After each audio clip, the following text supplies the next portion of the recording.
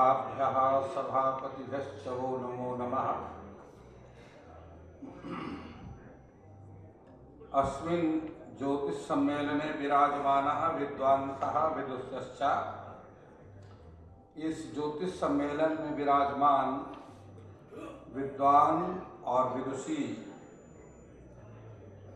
वैदिक विद्यायाः समाराधकः गुरुवः निरंतर जो इस वैदिक विद्या की आराधना में लगे हुए हैं, साधना में लगे हुए हैं, ऐसे गुरुजन और सम्मेलन संयोजकः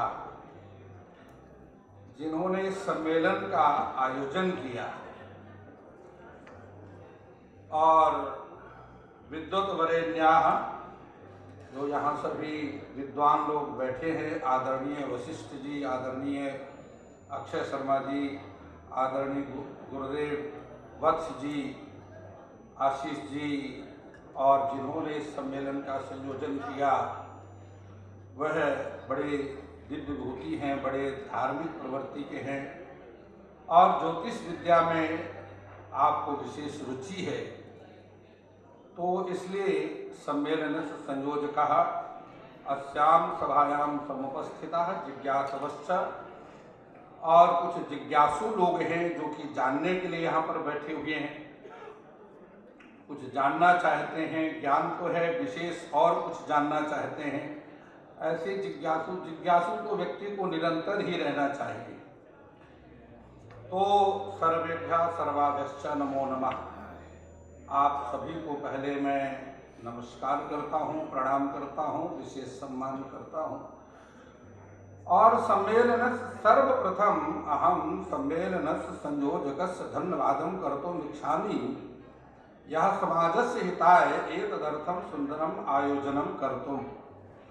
सबसे पहले मैं इस आयोजन के आयोजक जो हैं उनका धन्यवाद करना चाहता हूँ, जिन्होंने समाज के हित के लिए इस प्रकार का संयोजन, सुंदर आयोजन किया। और इस प्रकार के आयोजन की मैं समझता हूँ आज विशेष आवश्यकता है। तदनंतरम श्रीमन्तः अनिल वत्स महोदय से धन्यवादं कर्तुम् इच्छामि। इसके बाद मैं अनिल वत्स जी का धन्यवाद करता हूँ, जिनकी कारण मैं यहाँ आज उपस्थित हूँ। मेरे लिए सौभाग्य का मंच है। और इसके बाद मैं आप सभी का धन्यवाद करता हूँ और आशा करता हूँ कि जो कुछ मैं यहाँ बोलने जा रहा हूँ आप लोग ध्यान से और शांतिपूर्वक सुन करके मेरे उत्साह को बढ़ाएंगे। देखिए, जब आप लोग ध्यान से किसी बात को सुनते हैं, सामने बैठे हुए लोग, तो बोलने वाले का मन करता है कि बढ़िया से बढ़िया बात बताएं। और जब सामने बैठे हुए लोग ध्यान से सुनते नहीं हैं तो वक्ता का मन भी लगता है कि 15 मिनट का समय जो भी मिला है उसी को ख़त्म करो और अपने आसन पर जाकर बैठो। ये ज्योतिष का मंच है और ज्योतिष की बात होनी चाहिए, अधिक से अधिक होनी चाहिए। देखिए, ज्योतिष की उत्पत्ति कब हुई? क्या ऐसे कारण बने कि ज्योतिष की रचना करनी पड़ी? वास्तविक तो में देखा जाए तो यह तो वेदांग है। दो प्रकार के ज्योतिष हैं। एक ज्योतिष है प्राचीन ज्योतिष और एक ज्योतिष है आधुनिक ज्योतिष। प्राचीन ज्योतिष को वैदिक ज्योतिष कहते हैं, जो कि वेदांग है, वेदों का अंग है। वेद के 6 अंग हैं और वही जो वेद के 6 अंग हैं वही शास्त्र कहलाते हैं। 6 शास्त्र, 18 पुराण, 4 वेद, 108 उपनिषद। तो छंदः पादौ तु वेदस्य हस्तौ कल्पोऽथ पठ्यते ज्योतिषा नयनं चक्षुः निरुक्तं श्रोत्रमुच्यते शिक्षा घ्राणं तु वेदस्य मुखं व्याकरणं स्मृतं तस्मात् शांतमधीत्यैव ब्रह्मलोके महीयते। ज्योतिष जो है ये व्याकरण, वह काल पुरुष का मुख है और ज्योतिष उसका नेत्र है। इसलिए जो लाल किताब है, ये अनिल वत्स जी से कमरे में चर्चा हो रही थी कि काल पुरुष की जो कुंडली है वही लाल किताब है। तो लाल किताब अशास्त्रीय नहीं है, शास्त्र सम्मत है।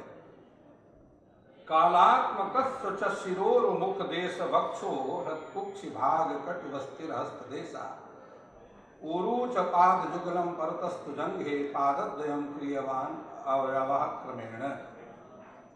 फर्क क्या है कि आप जो कुंडली हम लोग देखते हैं वह जातक के जन्म समय से निर्धारित होती है कि पूर्व क्षितिज में जिस समय बालक का जन्म हुआ वह पूर्व क्षितिज में कौन सी लग्न उदय हो रही है, किस लग्न का उदय हो रहा है, उसी को बेस मानते हैं।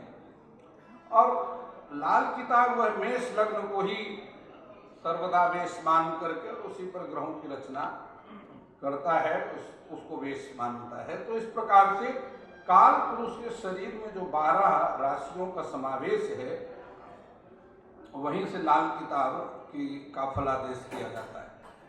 ये 2 सिद्धांत मुख्य रूप से हैं। उत्तर भारत में ऋषि पराशर का सिद्धांत है और दक्षिण भारत में जैमिनी का सिद्धांत है। कोई ज्यादा फर्क नहीं है। पराशर का सिद्धांत यह है कि फलान नक्षत्र दशा प्रकारेण विवरण महे दशा विंशोत्तरी चात्र ग्रह्य ना अष्टोत्तरी मता। पराशर कहते हैं कि यदि आपका जन्म उत्तर भारत में हुआ है तो आप अष्टोत्तरी दशा को महत्व नहीं देंगे। अष्टोत्तरी दशा से यदि आप फलादेश करेंगे तो वह सटीक नहीं होगी, अपितु अष्टोत्तरी की जगह आप विंशोत्तरी दशा का प्रयोग करें, है ठीक है ना। और उसके बाद आपने जो फलादेश करना है वह विंशोत्तरी दशा को बेस मान करके तो न दिशेयुर ग्रहा सर्वे स्वदशासु स्वभुक्तिषु शुभाशुभ फलम नृणाम आत्मभावान रूपता। कोई भी ग्रह हमेशा अपना फल नहीं देता है, वह अपना फल तब देता है जब उसकी दशा अंतर्दशा आरंभ होती है, तब वह अपना फल देता है। तो इसलिए ध्यान रखना है कि आपने उस दशा का फल तब करना है जब उसकी महादशा आएगी। अब वह विंशोत्तरी महादशा में, क्योंकि प्राचीन समय में जो फलादेश किया जाता था वह नक्षत्रों को बेस मान करके नक्षत्र के आधार पर था, वर्तमान में ग्रहों के आधार पर। वैदिक ज्योतिष और पौराणिक ज्योतिष, तो पौराणिक ज्योतिष में नक्षत्रों का उदय कब हुआ? नक्षत्रों की उत्पत्ति जब मेसोपोटामिया के राजा आज से 1700 वर्ष पूर्व और उन्होंने देवताओं की आराधना की, तो देवताओं ने कहा कि मेरे बारे में बताइए कि मैं कुछ जानना चाहता हूँ, मेरा अगला जीवन किस प्रकार का है।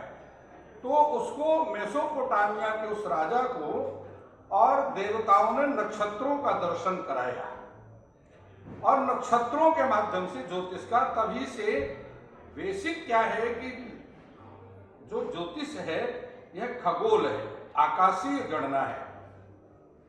जो आकाश में विद्यमान, जो देखिए हर देश का एक मानक समय होता है। भारत का जो मानक समय है वो 82.5 अंश के आसपास है और उसी 82.5 अंश को बेस मान करके भारत की जो घड़ियां हैं वह समय दर्शाती, जो कि बनारस के पास जौनपुर के आसपास का क्षेत्र एक चौराहा है जहां से मेष, कर्क और तुला की राशि में शंकु साधन किया जाता है। और यदि आपके पास में पंचांग नहीं है और कोई पूछ दे कि आप जो है मेरे बारे में कुछ बताइए, तो आप कहेंगे मेरे पास पंचांग नहीं है, तो पंचांग के बिना कैसे फलादेश करेंगे, ग्रहों की स्थिति आपको कैसे। तो इसलिए उसके लिए लग्न साधन का एक समय निश्चित किया गया, उसी को बेस मान करके जो विशेष ज्योतिर्विद हैं वह शंकु साधन करके अपने पास में रखते हैं और जिसको पलभा और चरखंड कहा जाता है। 3 चरखंड उसके होते हैं और उसमें गुणा इत्यादि 60 का करके और वो चरखंड निकाले जाते हैं। तो यह हो गया आपके पास में, जो कि हमेशा हर ज्योतिषी के पास में होना चाहिए। किसी भी समय कोई भी प्रश्न कर दे तो आप उसी समय उसके प्रश्न का उत्तर दे सकते हैं इसके साधन। मेषादिगे सायन भाग पूर्वे दिनार्ध भाषा फलभा भवेशा। अब मैं आपको बतला रहा हूं कि ज्योतिष में 360 अंश हैं और ये पूरा ब्रह्मांड जो है 360 अंश में है और 1440 मिनट में जो 24 घंटे के मिनट हैं उसमें 60 का गुणा करके जो शेष 4 बचता है, इस प्रकार एक अंश में 4 मिनट हो जाते हैं। ऐसी स्थिति में आपको फलादेश करने के लिए लग्न शोधन, ठीक लग्न का ज्ञान होना चाहिए, क्योंकि कुंडली का जो बेस है वो लग्न है। नाम अक्षर तिथि वारम नक्षत्रम नाम अक्षर समन्वितम। तिथि, वार, नक्षत्र और उस व्यक्ति का नाम, इन सभी अक्षरों को जोड़ करके उसमें 4 का भाग दीजिए तो इस प्रकार से आपके सामने जन्म पत्री वो किस प्रकार की है ये स्पष्ट होता है, क्योंकि जन्म पत्री भी 4 प्रकार की है। उसमें द्योमा, व्योमा, मूर्धा और पद्मा। यदि उसमें 1 बचता है तो द्योमा, 2 बचता है तो व्योमा, 3 बचता है तो मूर्धा और 4 बचता है तो पद्मा नाम की जन्म पत्री है। तो सबसे पहले उस प्रकार आप जब ये शोध कर लेंगे कि 4 प्रकार में से कौन से प्रकार की कुंडली आपके सामने है, तो कुंडली का परीक्षण करने के लिए उसमें आप बता सकते हैं कि आपको माता का सुख है या नहीं है, पिता का सुख है या नहीं है, भाई का सुख है या नहीं है, या धन की पद्मा नाम की पद्मा अर्थात लक्ष्मी अर्थात धन, उसका सुख। कुंडली को देख करके आप बता सकते हैं कि यह व्यक्ति क्या पूछना चाहता है। उसको प्रश्न कुंडली की आवश्यकता नहीं है, जन्म कुंडली की बात कर रहा हूं। कुंडली उसी से आपको सब पता लग जाएगा। और इसके बाद आपने ये देखना है कि इस समय जो बालक की जन्म जातक की जो जन्म कुंडली है उसमें जो महादशा चल रही है उस ग्रह की अवस्था क्या है वह क्योंकि ग्रहों की 9 अवस्थाएं हैं, कितना वह आपको फल दे सकता है। क्या वह आपकी कुंडली में नीच स्थिति जन्मन योग ग्रह स्यात्, यदि कोई वह ग्रह नीच अवस्था में पड़ा हुआ है और जिस राशि पर वह ग्रह बैठा हुआ है उस भाव का जो स्वामी है वो कहाँ बैठा हुआ है, और उसके बाद उसका स्वामी यदि उच्च का है तो वह राजभंग योग का निर्माण करता है। किसी न किसी प्रकार से वह गरीब से गरीब घर में भी जन्म लेकर के उस समय में वह राजयोग का सुख प्राप्त करेगा। यह जिस ग्रह की महादशा चल रही है वो कहाँ बैठा है और जहां वो बैठा है वो ग्रह कहाँ बैठा है। यदि उस भाव का स्वामी अपने उच्च राशि पर बैठा हुआ है और उसके साथ में यह योग बन रहा है तो वह राजभंग योग का निर्माण करता है। दूसरी एक मैं आपको और बात बतलाता हूं कि षष्ठे भवने यदा भौमः सप्तमे राहु संभवा अष्टमे च यदा शौरी तस् भार्या न जीवती। षष्ठ भाव में यदि मंगल का प्रभाव है और सप्तम भाव को यदि कहीं राहु प्रभावित कर रहा है अथवा अष्टम भाव को शनि प्रभावित कर रहा है तो उसको पत्नी का सुख प्राप्त नहीं होता। और मध्य नाड़ी द्वयोहंती, अगर वह वर्णम वश्यम तथा तारा योनिश्चा ग्रह मैत्रकम गण मैत्रम भकूटम च नाड़ी चैते गुणाधिका। वर्ण ये अष्टकूट की यदि आप विचार करते हैं पति पत्नी के दोनों के मध्य में, तो उच्च वर्णेषु या कन्या नीच वर्णेषु या पति अवश्यम वैधव्यम स्यात् इंद्रस्य दुहितायति। यह बात भी पढ़ने में आई कि अगर उच्च कन्या का वर्ण उच्च का है, देखिए वर्ण के यद्यपि एक ही गुण है और नाड़ी के 8 गुण हैं, लेकिन इसका मतलब ये नहीं कि वो वर्ण दोष को आप अनदेखी कर दें और एक ही गुण है नहीं भी मिल रहा तो कोई बात नहीं, ऐसा नहीं है। वह एक ही गुण में 8 के बराबर फल देता है। उच्च वर्णेषु या कन्या नीच वर्णेषु या पति अवश्यम वैधव्यम स्यात् इंद्रस्य दुहितायति, कि अगर कन्या का वर्ण उच्च का है और पति का वर्ण नीच का है तो वह कन्या अवश्य विधवा होगी, चाहे इंद्र की बेटी ही क्यों ना हो। इंद्रस्य दुहिता यदि, ये शास्त्र की बात है। अब ज्योतिष की बात यदि आप करें तो देखिए ज्योतिष को समझना बड़ा कठिन है। अप्यर्णवस्य पुरुषा प्रतरन कदाचित आसादय निर्वेग वसेन पारम। ये ज्योतिष इतना बड़ा ग्रंथ है कि इसको तो ऋषियों की तपस्या और इष्ट की साधना के बगैर समझ पाना कठिन है। भगवान इष्ट देव ही मुख में आकर के, बुद्धि में आकर के बैठे और कुंडली का फलादेश करें, तभी उसका सटीक संभव है। अन्यथा आजकल हम जितनी भी कुंडली देख रहे हैं वह कुंडली प्रायः अधूरी हैं, या तो उनके पास में जन्म समय का सही अभाव है। क्योंकि कुंडली किसका निर्माण होना चाहिए? जन्म से पहले माता की गर्भदानी खुलती है और करीब 6 घंटा पहले, और वहां से जल स्राव होता है, वही वास्तव रूप में जन्म समय है। और उसी की कुंडली बनाई जाए तब जाकर के वह 80% लाभ देती है। इसके उपरांत यदि वह समय आपको ज्ञान नहीं है तो माता के गर्भ से अंग सबसे पहले जो बाहर दिखा शरीर के बाहर, अगर उस जन्म समय को, उस समय को नोट कर लिया जाए और उसकी कुंडली बना ली जाए, तब संभवतः 50% वह फलादेश हो सकता है। उत्तमम जल श्रावस्य, जल निकला उसी समय को आपने नोट कर लिया, ये उत्तम जन्म समय है।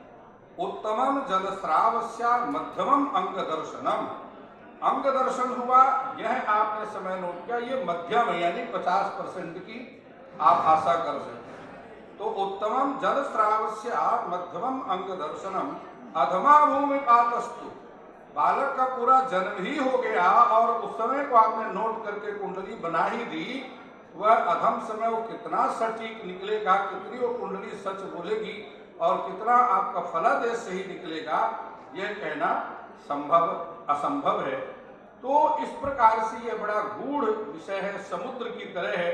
ऋषियों की साधना, साधक जो स्वयं ऋषियों की तरह साधक है वही इसको समझ सकते हैं ज्योतिष को, अन्यथा इस ज्योतिष को समझ पाना अत्यंत कठिन है। लेकिन फिर भी गणित का विषय है, सिद्धांत है, और जो है सिद्धांत के साथ ये संहिता भी है और होरा भी है। तो सिद्धांत, संहिता और होरा तीनों का समावेश करके फलादेश करना चाहिए, तब संभवतः कुछ जो है संभव हो सकता है, कुछ फलादेश आपका सटीक निकल सकता है। अन्यथा इष्ट साधना, ईश भदन सारथी सुजाना निरत चर्म विज्ञान विधाना, यह ऐसा विज्ञान है कि इष्ट की साधना के बगैर संभव नहीं है। और सबसे बड़ी बात यह है कि ज्योतिषी के लक्षण क्या होना चाहिए कि सौरज धीरज तेरथ चाका, साधना के साथ उसके अंदर धैर्य होना चाहिए। धैर्य के साथ में गंभीरता पूर्वक ग्रहों का और जो है दिग्बल इत्यादि का विधिवत विचार करके ग्रहों के बलाबल का नौवांश, अब कुंडली में जन्मांग चक्र में आपका कहीं भी ग्रह बैठा हुआ है या चलित में भी आप देख सकते हैं, संधि में भी आ सकता है, लेकिन वह नौवांश में क्या स्थिति मत, तो इस प्रकार से केवल नौवांश ही नहीं, खडबल का विचार भी करना है। षडबल सप्तमांश है, हो रहा है, नौवांश है, द्वादशांश है, त्रिशांश है, षोडशांश 16 कुंडलियों का नहीं तो कम से कम 6 कुंडलियों का षडबल का विचार तो करना ही चाहिए। प्रायः आजकल ज्योतिषी क्या करते, कुंडली आई, आपने जन्मांग चक्र को खोला और देखा दशा महादशा किसकी चल रही है, फलादेश करना, कुछ तुक्केबाजी लगा दिया, कुछ सही उतर गया, कुछ वैसे तुक्केबाजी से ऐसे ज्योतिषी काम चलेगा नहीं। इसलिए टीका गुरु राम गुरु, शास्त्रों को ठीक से पढ़िए, पुस्तकों को पढ़िए, यूट्यूब देखना बंद करिए। जितना आप यूट्यूब देखेंगे उतने भ्रमित होते रहेंगे, क्योंकि मुंडे मुंडे मतिर भिन्ना, वहां पर जितने यूट्यूब वाले हैं वो सब इसी तरीके की अपनी अपनी बुद्धि लगा बुद्धि, ज्योतिष बुद्धि का विषय नहीं है, शास्त्र का विषय है। इसलिए शास्त्र को, पुस्तकों को पढ़िए। अक्षय जी ने बहुत सुंदर बात कही, पानसागिरी की बात कही, पराशरी को कंठस्थ करिए। और पुस्तकेषु या विद्या, जो पुस्तक की विद्या है तो पुस्तक में ही है, इसलिए पुस्तक में नहीं, आपके मस्तिष्क में होनी चाहिए। तब जाकर के आप एक कुशल ज्योतिषी बन पाएंगे। समय का अभाव है, इसलिए आप सभी को प्रणाम करते हुए अपनी वाणी को यहीं विराम देता हूँ।